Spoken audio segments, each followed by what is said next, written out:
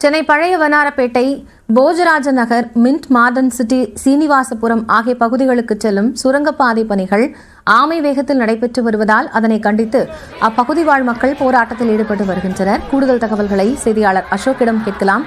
அசோக், இப்ப இந்த போராட்டத்தால என்ன பாதிப்பு ஏற்பட்டிருக்கு, என்ன கோரிக்கை? காயத்ரி, அதாவது இந்த சுரங்க பாதை பார்த்தீங்கன்னா கடந்த 2010 வந்து சுரங்கப்பாதை அமைக்க வேண்டும் சொல்லி டெண்டர் விடப்பட்டது.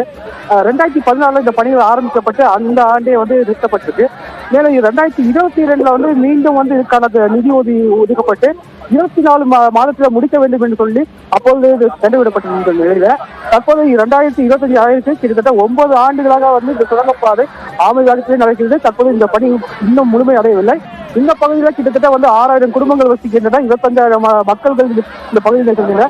ஒரு ஆத்திர அவசரம், அதாவது வேலைக்கு செல்வதும் சரி, அதே மாதிரி ஒரு மருத்துவ உதவி செல்வதும் சரி, இறுதி ஊர்வலத்துக்கும் எதுக்குமே வந்து இந்த கேட்டை கடந்துதான் செல்ல வேண்டியிருக்கு. இதனால் பல இன்னல்கள் தொடர்ந்து கொண்டிருப்பதால் இந்த சுரங்கப்பாதை விரைந்து முடிக்க வேண்டும். அதுக்கான இந்த சட்டமன்ற தொகுதி, ராயபுரம் தொகுதி சட்டமன்ற உறுப்பினர் மூர்த்தி இந்த சம்பந்தப்பட்ட இடத்துக்கு வந்து இதுக்கான வாக்குறுதியை கொடுக்க வேண்டும். அவ்வாறு கொடுக்கவில்லை என்றால் இவங்களுடைய போராட்டம் தொடர்ந்து கொண்டிருக்கு.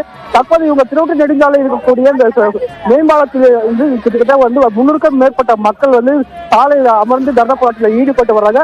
தொடர்ந்து இது சம்பந்தப்பட்ட சட்டமன்ற உறுப்பினர் தற்போது வந்து வாக்குறுதி கொடுத்த பிறகு இங்கிருந்து கலந்து செல்வது என்று 1 மணி மேல் இந்த பகுதியில் வந்து சாலை மேல ஈடுபட்டு வராங்க. அதே போல வந்து இந்த பகுதியில் வந்து போக்குவரத்து மாற்றப்பட்டிருக்கு. இந்த மாநகர அனைத்து மாற்று பகுதியில். நன்றி அசோக், விவரங்களை வழங்கியமைக்காக.